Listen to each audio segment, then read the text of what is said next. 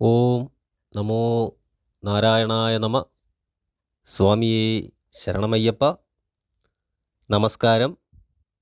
എല്ലാ നല്ലവരായ പ്രേക്ഷകർക്കും തൃപ്പാദമഠം യൂട്യൂബ് ചാനലിൻ്റെ പുതിയൊരു വീഡിയോയിലേക്ക് ഹാർദവമായ സ്വാഗതം. ആദ്യമായിട്ട് വീഡിയോ കാണുന്നവർ ചാനലൊന്ന് സബ്സ്ക്രൈബ് ചെയ്യുകയും തൊട്ടടുത്തുള്ള ബെൽ ബട്ടൺ എനേബിൾ ചെയ്യുകയും ആളെന്ന ഓപ്ഷൻ തിരഞ്ഞെടുക്കുകയും ചെയ്യുക. എന്നാൽ മാത്രമേ പുതിയ വീഡിയോകളുടെ നോട്ടിഫിക്കേഷനുകൾ നിങ്ങൾക്ക് മനസ്സിലാക്കുവാൻ സാധിക്കുകയുള്ളൂ. കൂടാതെ വീഡിയോ കാണുന്നവർ വീഡിയോ മുഴുവനായും കാണുവാൻ ശ്രമിക്കുക.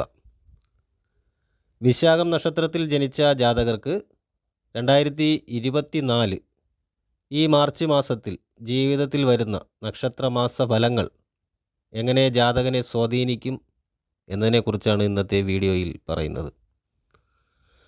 സംഗീതം, സാഹിത്യം തുടങ്ങിയ മേഖലകളിലും കലാകായിക രംഗങ്ങളിലും അനുകൂലമായ സാഹചര്യങ്ങൾ വന്നു ചേരുന്നതാണ് വിശാഖ നക്ഷത്ര ജാതകർക്ക്.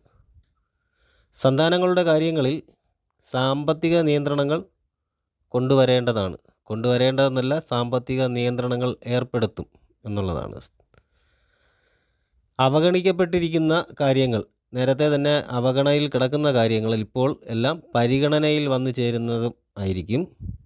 ശുഭകരമായ കർമ്മങ്ങളിലും സൽക്കർമ്മങ്ങളിലുമെല്ലാം ആത്മാർത്ഥമായി സഹകരിക്കുവാൻ തയ്യാറാകും എന്നുള്ളതാണ്. ഏത് കാര്യത്തിലേക്ക് ഇറങ്ങുവാനുമുള്ള ആത്മധൈര്യം ജാതകർക്ക് വന്നു ചേരും.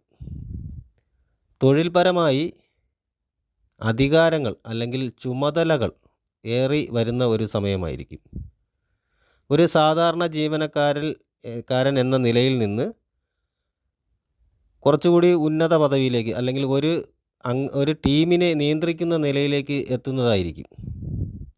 നല്ലവരായ ജനങ്ങളുമായിട്ടുള്ള സഹവാസവും പ്രവർത്തനങ്ങളും മൂലം നല്ല ചിന്തകളും ആശയങ്ങളും ഉണ്ടാകും. അത് തൊഴിൽപരമായിട്ടുള്ള ആശയങ്ങളും ചിന്തകളും ആയിരിക്കും. ശാസ്ത്രീയമായ പല വിഷയങ്ങളും ഇതുവഴി ചർച്ച ചെയ്യുവാൻ സാധിക്കും.